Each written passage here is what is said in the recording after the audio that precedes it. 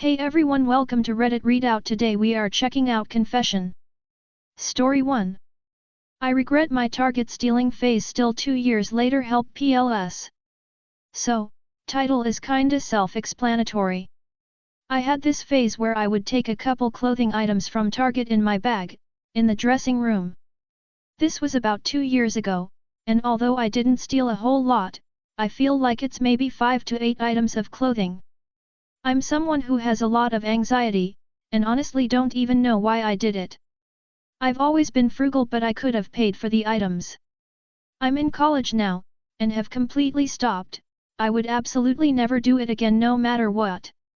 I recently learned about Target's loss prevention and how good their facial recognition is, and how the thing that tracks an item is not in the tag, it's in the fabric of the clothing. I am so scared that Target is now building a case for me and is going to catch me the next time I go into Target. I've been scared like this for a while now, and even though I've gone in a few times and nothing has happened, I'm still extremely worried.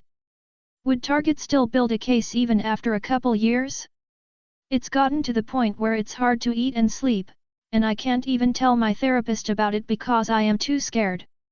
In fact, I've never told anyone, except Reddit now. Anyways, I just need to know if anyone knows anything about Target's loss prevention and how long they could wait, or if anyone has any similar experiences. Story 2. I tormented a turkey before we ate it when I was 5 because I'm an idiot. When I was 5 to 6 years old, my family lived with my grandfather in his farm. He bought a live turkey to butcher, must have been for Christmas or something, as Thanksgiving isn't really a thing where I grew up. I had slept in the detached house where my family was staying and woke up fairly late when everyone was already in the main house. I just remember walking outside and seeing this giant bird that was the same size as me at the time, chasing my small family dog around the garden. I was such an absolute idiot of a child, I didn't even think about why this bird is even here or where it came from. I just thought it was being mean to our dog, so I grabbed a brick and started chasing it around. It was so fast I didn't even get close to it, and it didn't even fly away like I thought it would. It either had its wings clipped or was raised as livestock. Thinking back, even though I was so young, it all makes me feel so extremely stupid. Little me really thought I was going to scare this thing away and have a story to tell that no one would believe, or catch it and be the hero of my own little story where I saved our dog. Needless to say, that thing could have spanked me in a fight. I'm glad the goose bluff tactic works in nature. I made that little guy absolutely fear for its life for about an hour until anyone came out and asked what the hell I was doing. I'm ashamed of what I have done. Forgive me, you majestic gobble bird. You were the best poultry, so innocent, so merciful of a child's ignorance. And you deserved better. Story 3. Routinely from age 13 through 18 I would take $10, $20, $30 or so out of Dad's wallet routinely on a weekly basis. I would venture to say it's in the thousands. Story 4. I hit a traffic cone today while in slow traffic. On my way to my friend's house I was stuck in the middle of traffic. There had been construction on the road, so it was a slow move with the cars. I admit my attention got drifted and didn't notice that cars were supposed to merge into one lane, and that was when I hit a cone on the right side. I wasn't moving too fast, but it was definitely misplaced in its position. No dents in the car either. But still, I don't want to go back to the same road because of the trouble I might be in. This sucks. I'll be more careful next time. Story 5. Spent a stranger's bank account on airtime purchase. When I was younger, my phone number happened to be linked to a stranger's bank account and I would often use the bank-used code to recharge my phone. The owner called me to scream, but I could only apologize. Not sure if I really felt sorry though, but growing up I would often think back to it and think I was really shifty. I hope she's let it go now. Story 6. People keep giving me graduation money even though I didn't graduate. Okay, I gotta get this off my chest. So growing up I was homeschooled. But my mom just kinda left my schooling up to me, so I just never did it. But by the time I turned 17 I just dropped out of school. And my parent never told anyone. So I keep getting graduation money. I have gotten $700 from altogether from family members for graduation. I don't even know basic division. I can't do math past the 5th grade. Like I feel really bad for taking their money. But TF am I sup to say? Thanks for the money grandma, but legally don't have an education. Story 7. I threw a friend's photo album in the garbage when I was 9. My friend brought a photo album with all her baby pictures to school. It had pictures of her as a baby and she was very excited to show us. When she left it aside during recess, I took it. I honestly don't know why I did it, I just did. I brought it straight to my house and dug it deep in my trash. To make things worse, it had her hospital bracelet from when she was a newborn. Now that it's been over 10 years, I just feel god-awful. Story 8. I pretended to be a part of the UFC champion Cain Velasquez team so I could meet him at a private event in Mexico City. Back in 2016, Cain Velasquez fought against Fabricio Verdum in the UFC 207 event.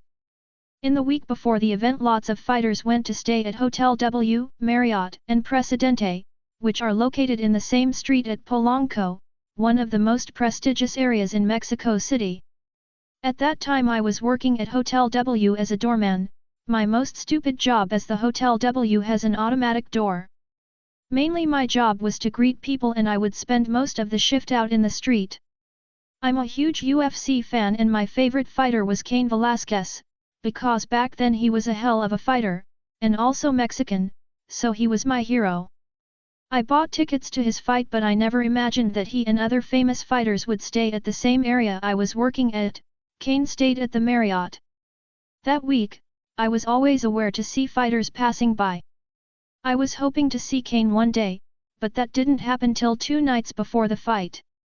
I was about to end my shift when I saw a bunch of fighters walking together down the street to the restaurant's area. It looked like the most dangerous gang of strong, bad-looking, intimidating fighters, and between all of them, there was the beast of a human named Cain Velasquez.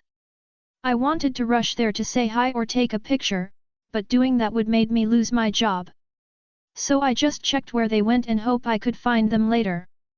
So finally when I was out, I followed his trail asking in the streets and I got to the luxury restaurant where he and his bunch of friends were having dinner. This is where it gets surreal. When I tried to enter to the restaurant, 2 Mexican bouncers told me that it was a private event so I couldn't get inside. I hesitated for a second and then I used something that has helped me get in my way sometimes, my looks and the ability to speak English. I don't look like the typical Mexican, as I am blonde, tall, and have green eyes. When I speak English I do have an accent, but I'm pretty fluid so I could be mistaken for an American. So when this guys told me to fuck off, I replied to them in English. I basically said I was part of Cain Velasquez team and that they were waiting for me.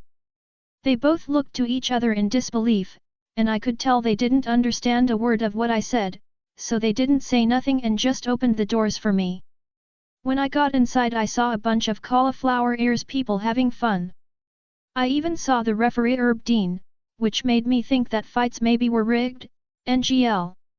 Anyways, I went straight to meet Cain, who was sitting in the biggest table surrounded by other monsters.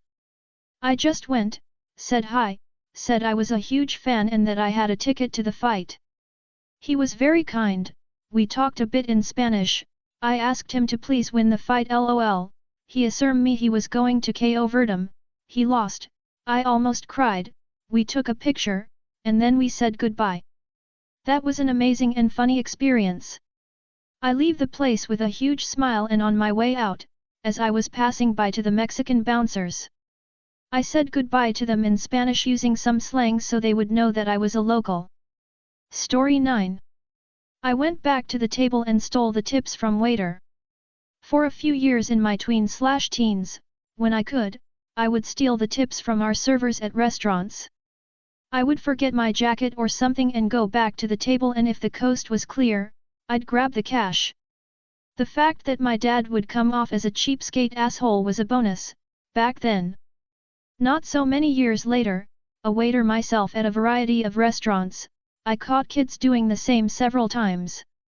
That doesn't make my doing so as a kid okay, but at least I didn't invent it. My deepest apologies, waiters that thought my dad screwed them. Turns out the kid screwed you both. I'm sorry. Story 10. I would induce anaphylaxis in order to leave school early in elementary school. When I was a kid, I had a pretty significant allergy to pineapple of all things, and it was really bad with fresh pineapple that people couldn't even cut it around me without me not being able to breathe.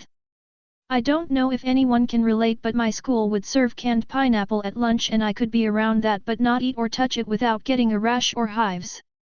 I, like most kids, hated school, and so I would eat or rub the canned pineapple all over my skin so I would get hives and they would send me home.